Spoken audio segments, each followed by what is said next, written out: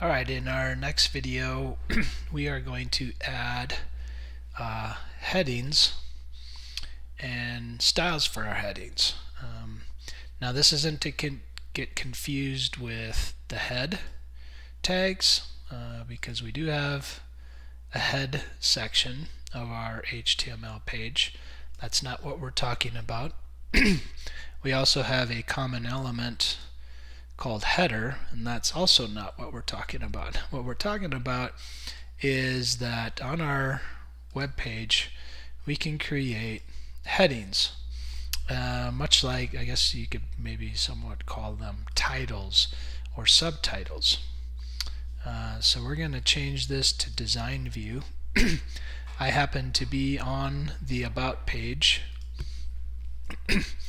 and in design view I'm going to just write about no fun. Alright, and then after I select it, I am going to, in my properties window, give it an H1 heading, and that's going to give it a larger font size. This is being controlled by default styles. Now it's still taking on the font that we set in our style sheet for body of this font family, and that's fine. We could probably keep that if we wanted to. That's not a big deal. Or if we wanted to change it a little bit, we could make it bold, and that is the default, is to make it bold. But let's change the color so that it's not exactly the same color. We could actually make it black. So we're going to come to our styles and we had header, nav, main, and footer, and we're going to add the heading tags before all of these. So we'll just create H1, H2, and by having commas it actually styles all four at the same time.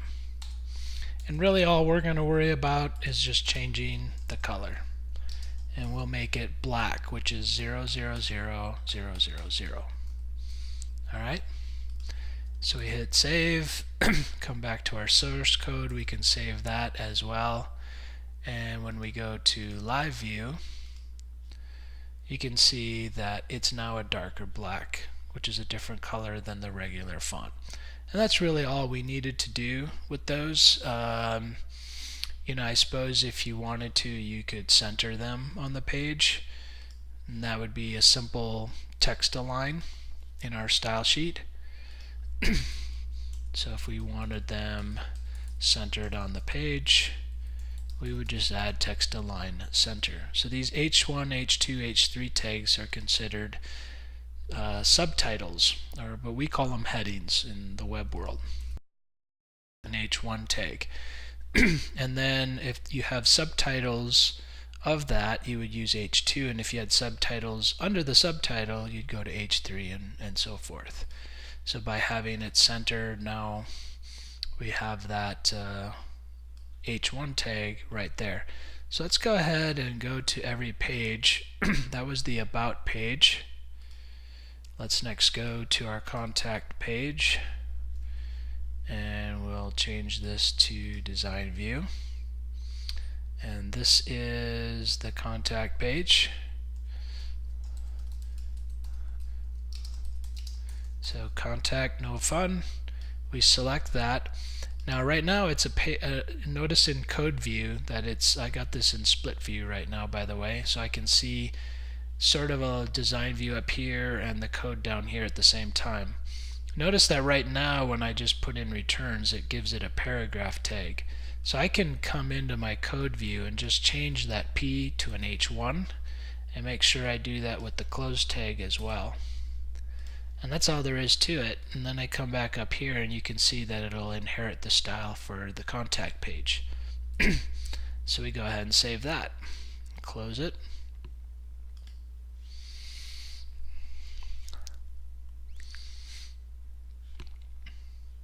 And my computer is dilly-dallying again.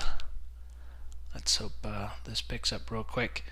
So H tags just make it add contrast to your content, just makes it easier to read. Here's our home page. So on the design view, I could say, welcome to No Fun. I'll select that text. In the properties window, I can change that to heading 1, and there you go. Then I just hit save, close my index page.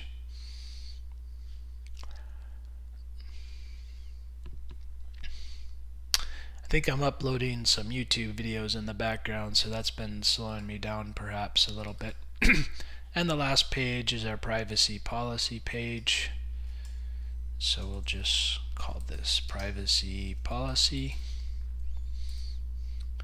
We'll select privacy policy, and again in code view I could just change this to an H1 and that to H1 as well, and then it updates on the website. Simple as that.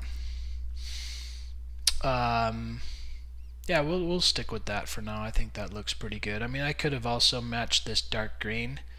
That might not have looked too bad, but this looks alright. So we'll just keep that. So that's how we add headers or headings and how we style the headings on our web pages.